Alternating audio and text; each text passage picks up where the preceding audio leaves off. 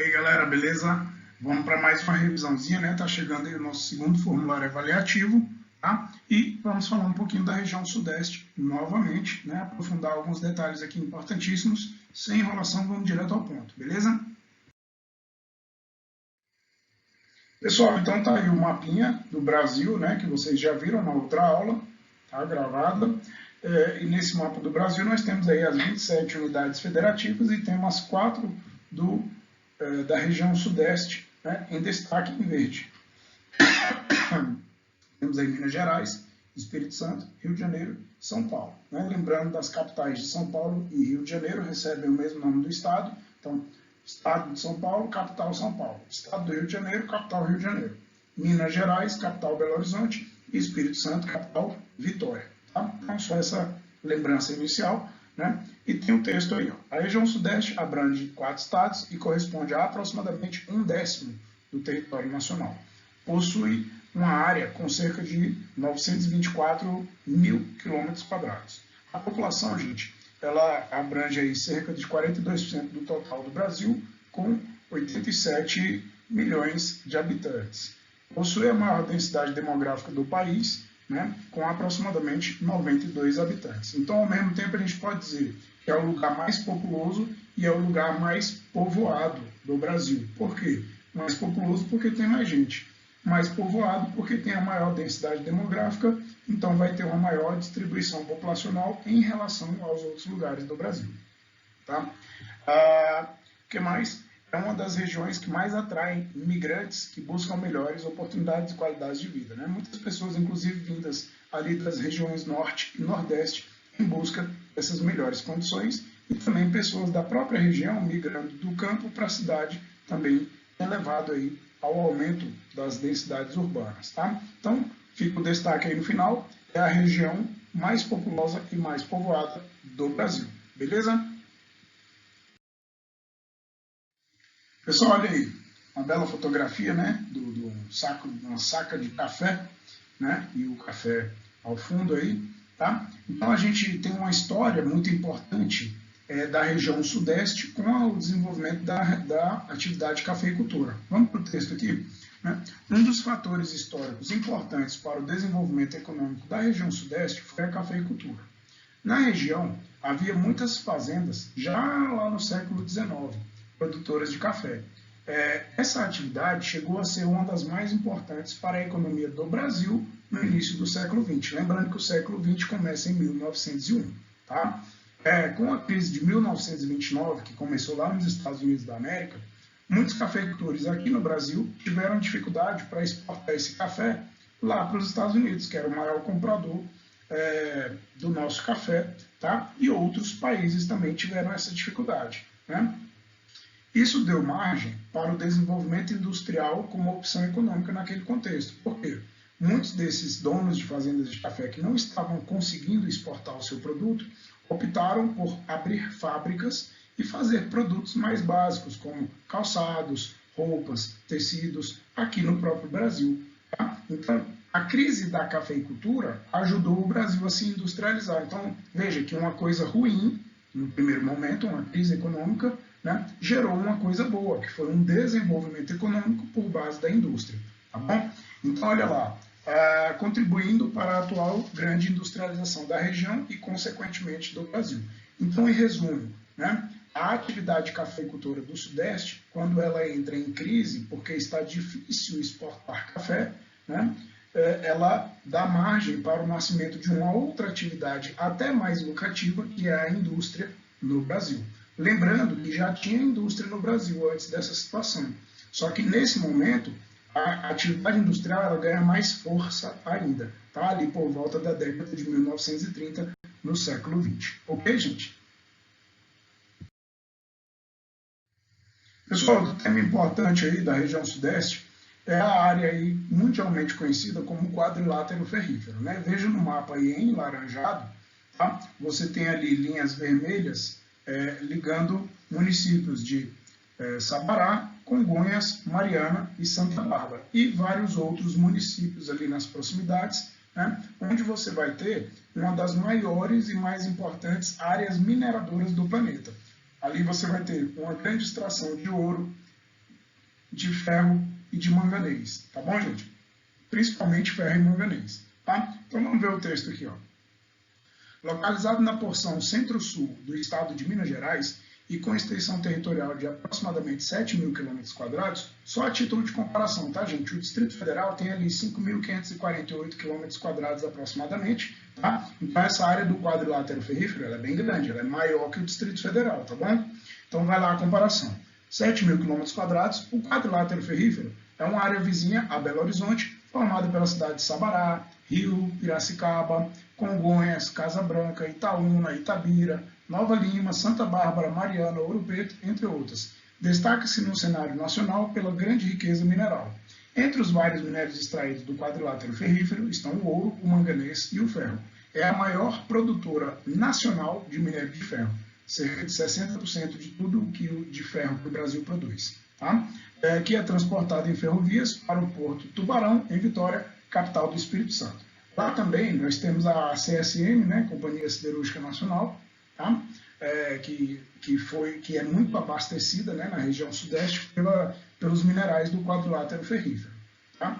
E você tem também a Companhia Mineradora Vale do Rio Doce, que atualmente é chamada de Vale, tá? Que é a empresa que infelizmente passou por um problema muito grave e gerou um problema muito grave para a população em 2 graves acidentes, né? A barragem do Fundão, lá em Mariana, e posteriormente Brumadinho, né? Nós tivemos lá o rompimento de barragem de rejeitos de mineração que geraram aqueles impactos ambientais que a gente já viu aí nas notícias e nas aulas. Tá bom, gente? Então, quadrilátero ferrífero está aí para vocês o resuminho. Pessoal, um assunto importante, né? Eu tenho aí ao fundo uma fotografia de São Paulo e outra do Rio de Janeiro, né? E o tema aqui é cidades globais, tá? As cidades globais, conhecidas também como metrópoles mundiais, são centros de influência internacional. As cidades globais, também conhecidas como metrópoles mundiais, são grandes aglomerações urbanas que funcionam como centros de influência internacional, né? Estão no topo da hierarquia urbana.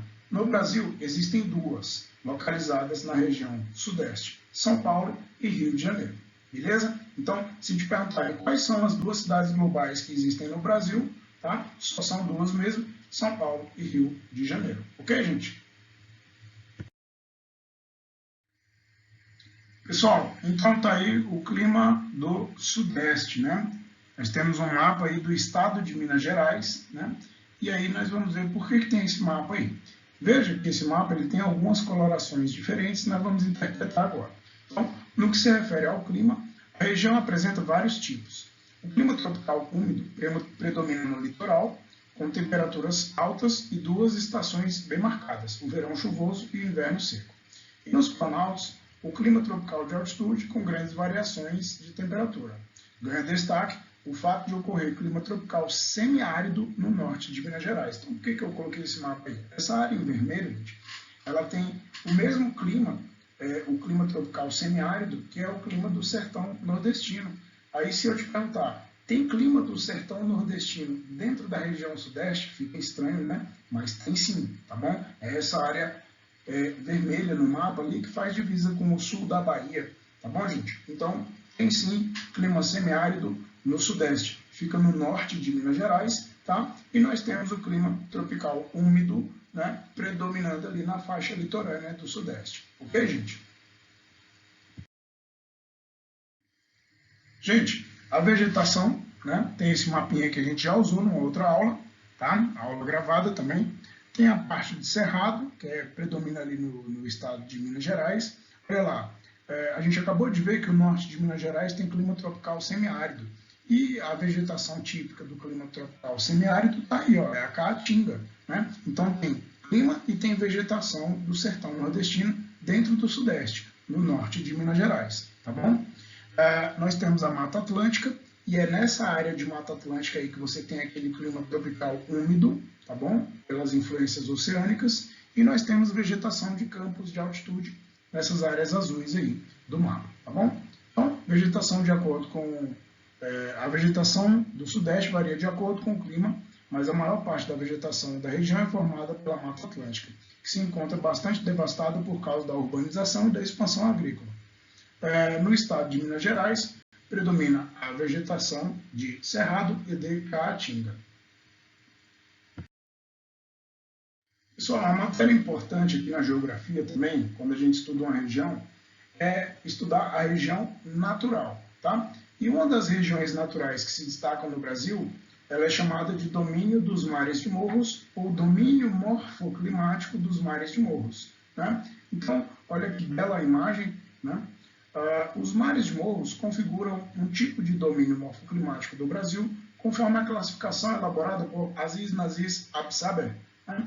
É um grande geógrafo que estudou a parte geológica do Brasil e fez esse mapeamento aí já na década de 1970.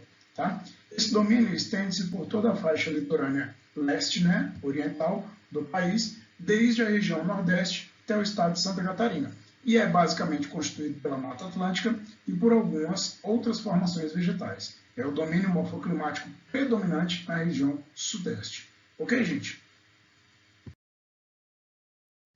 Pessoal, para finalizar nossa revisão, tá? Falar um pouco da produção de petróleo no Sudeste. Tá? Nós temos aí 3 áreas de grande destaque, tá? A Bacia de Campos, tá? A Bacia de Santos e a Bacia do Espírito Santo. Tá? A mais importante para a gente aqui é a Bacia de Campos, porque é nela que está Rio de Janeiro, né? Que é o maior produtor de petróleo da região Sudeste e do Brasil, de um modo geral. Tá bom? A Bacia de Campos é a maior e a principal bacia petrolífera brasileira, localizada na região que se estende por todo o litoral do Espírito Santo até o norte do Rio de Janeiro, é responsável por 80% da produção de petróleo no Brasil. Essa bacia contribui com cerca de 54 milhões de reais por ano para o produto interno bruto do país. Então, é uma grande riqueza retirada aí do setor primário, né, extrativismo mineral, tá bom? A bacia de Santos, tá? Ela tem um maior potencial de crescimento, mas ela não é a maior. Ela tem potencial de fornecer mais petróleo no futuro com novas tecnologias.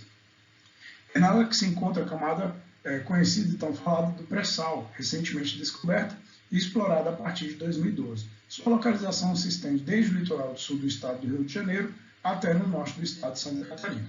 Né? E a bacia do Espírito Santo está localizada próxima às porções central e norte do estado do Espírito Santo e ao litoral sul da Bahia. Essa bacia destaca-se menos pela produção de petróleo e mais pela extração de gás natural e óleo.